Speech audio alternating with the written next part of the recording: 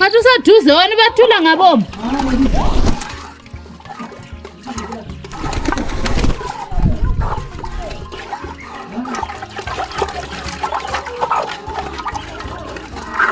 Kana biza wakho usaduze. Wathi uzivalela imbuzi yakho ziyangena isimini yakho.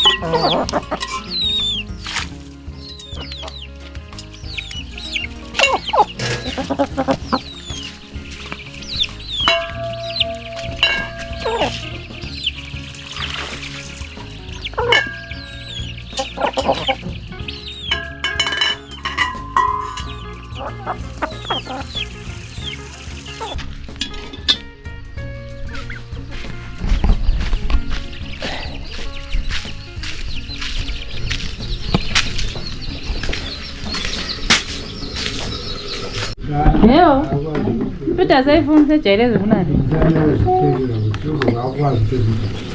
Zahleka guys, my parents are talking here. Talk. You saying what? Mama is saying what? You made us not to eat any blah blah blah relish which is not up to date. So we only want very good relish. As for Kulu, Kulu doesn't eat even vegetables. He only wants meat. What? Meat? Carpenter. Fish. And you want sweet potatoes. He doesn't like chunks. Oh, you have to eat chunks now. Chunks in fushwa, vegetables. He doesn't touch. It's all because of you. They're saying because of me now, they no longer, they don't want to eat anything. They now want sweet, good things. Only good things. Yeah. This one which you are cooking now, you won't even touch it. Yeah? You won't touch it, you see? But you have to eat. This is now healthy food.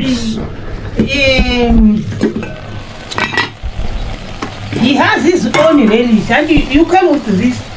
I came with this again. Spoiling you. You came with this. This one was left from yesterday. Yes. So this one which you came with. I bought this in Norton, this guys. Is for you. Just manage that one. Yeah, so today we have this African vegetable. So they're saying it's all because of me. I'm the one who spoiled them. Now they no longer eat this. No, that is for you, not Papa. Me, I want this not one Kulu. today. Kulu will not take water. Today I want this. But I'm not going to yeah.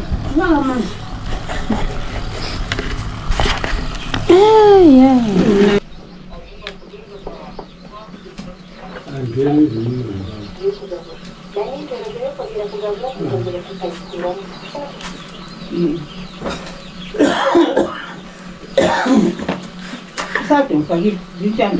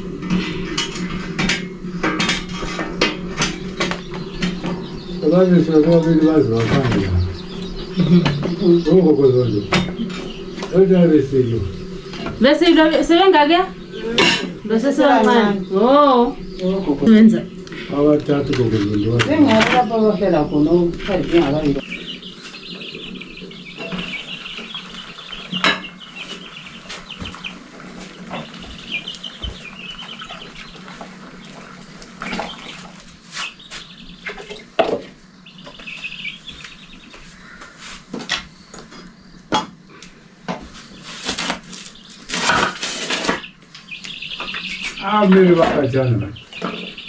Aye. I got about 50 cents government. Labana, dola. Awakajana. Dola single. Have a good look. No one other than the motor. I don't know what I feel like the Kachana.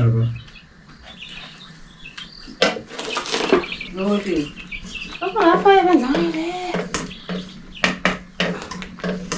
Ngita fruit. Sandatuma nditi ndizonga nditi.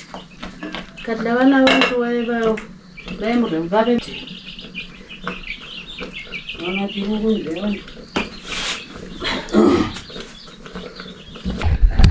Washi.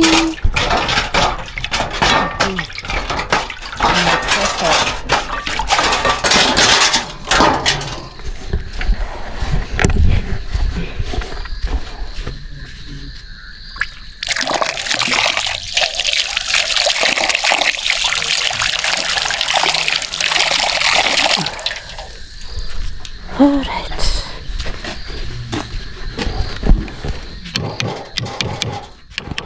Mabwera.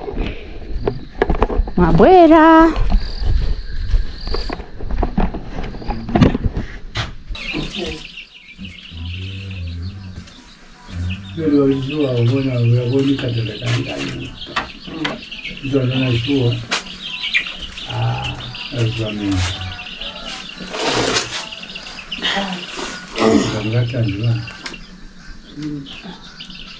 Nizekeka kuma hiyo zile. Tumsan. Ndio sasa zifadhili. Ngisha nga. Tumi. Ahora perdón.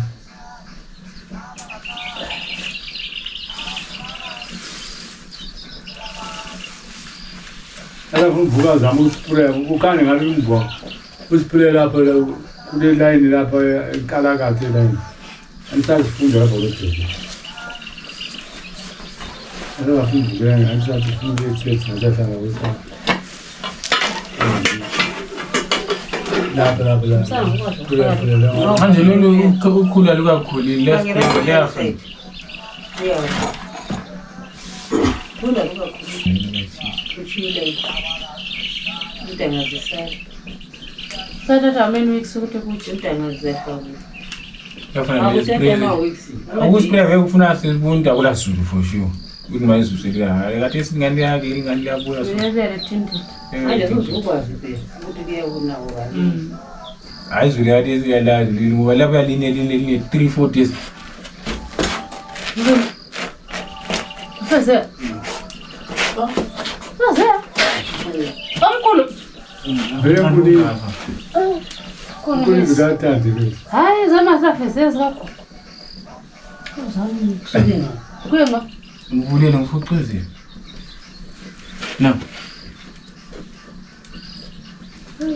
Zama safeze ya. Ezikagogo.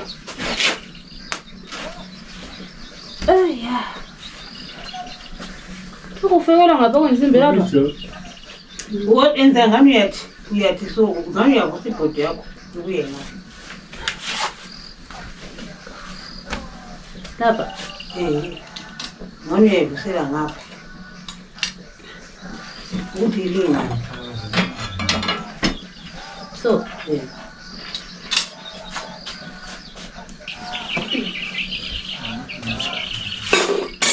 Shale nyama nasi. Nyama. Meat. Nyama hii. Special. Uda zote nyama hii. Kile dinga ndiwa hii. Tugeita seyo basi. Must not know. Hizo ni kotu mzukako pia. Usheri tata. Asa chera. Sasa. Aya ndio na kiwa leo. The fish was fishing.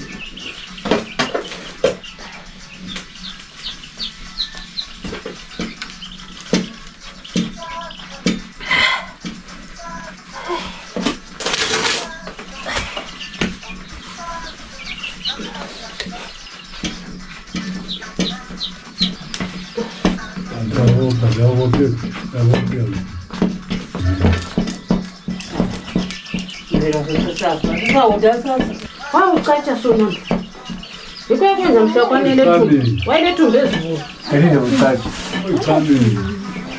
Ucamele. akawayeucatsha ngekho Khona ukufihla. Ubuye.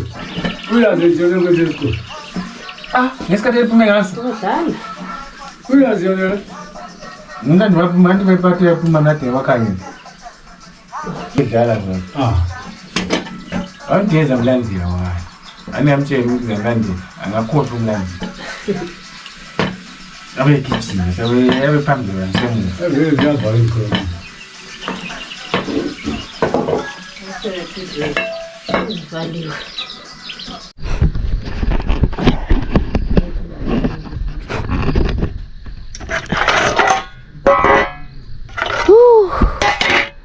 Guys, it's hot.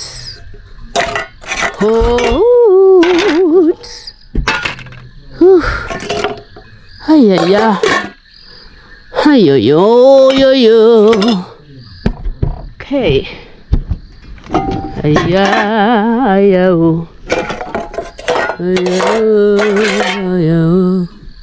This one is Vosari. So which one am I going to use now? Okay.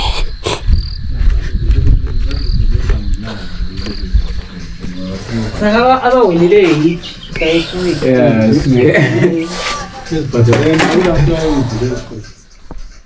Kabati msana mkandwana unthela amanzi okubhaka. abanye bebewina abakwenzayo yena wina okwenze ngabazali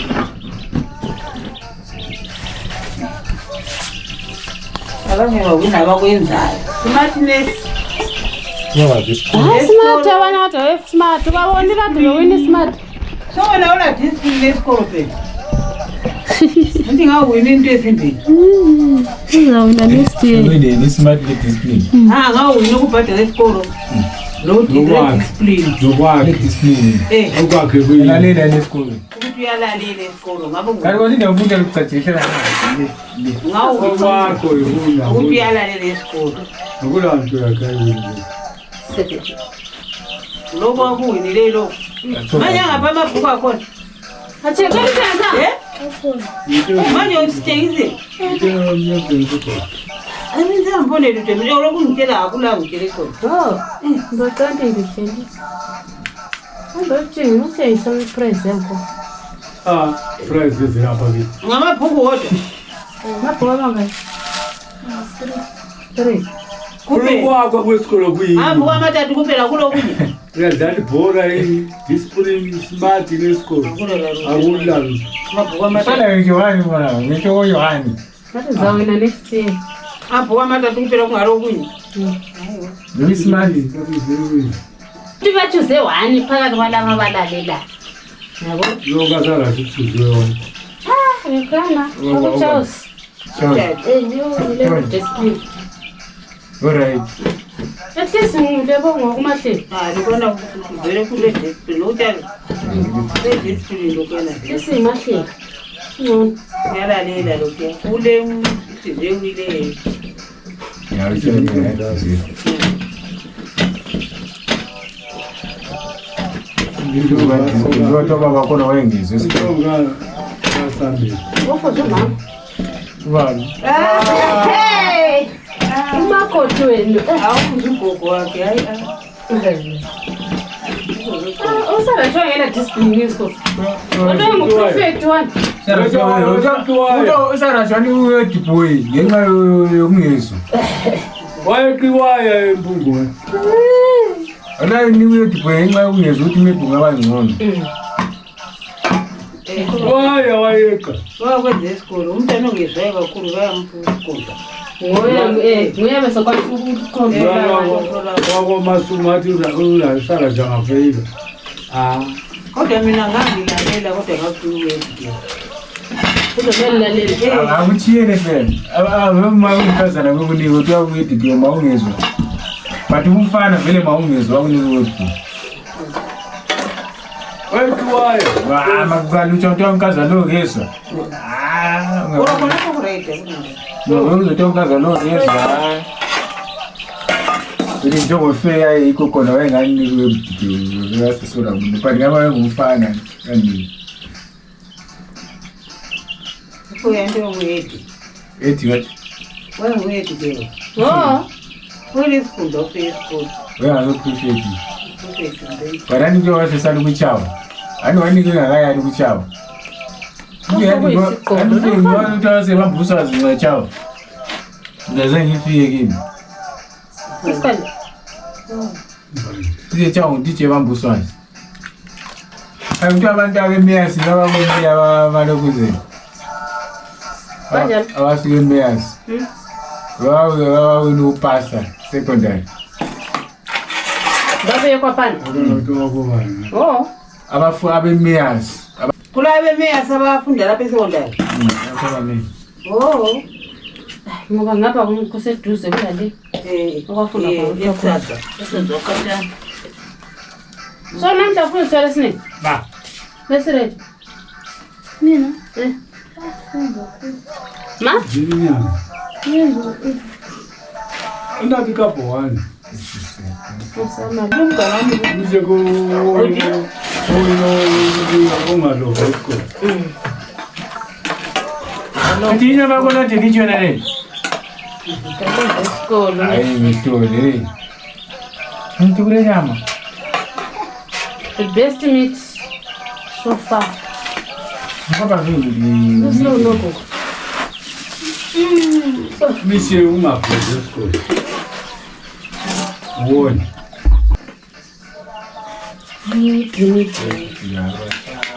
Ulifanya kama dakika ya kimsani.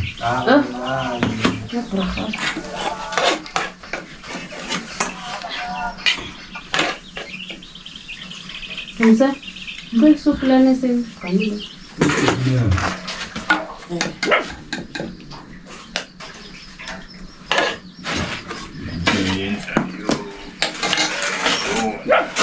mazoke ya mkandwa Afuni subu. Yo la malma.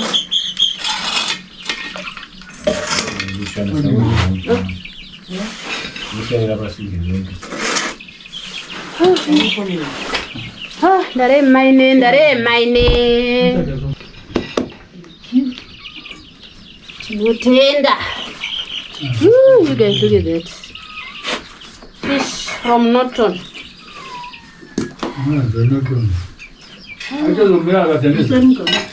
Ezomile angazimbuze ngathatha inamba zakuba balwa ngizambuza.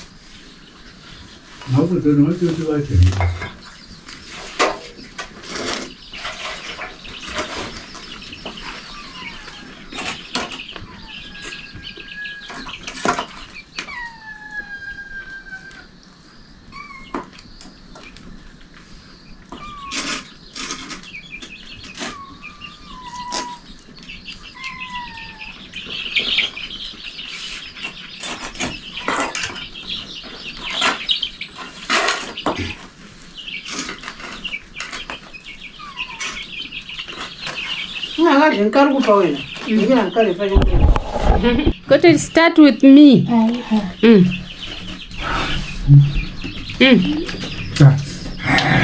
Yeah, Baba.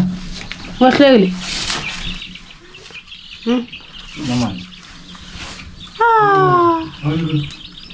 Stress.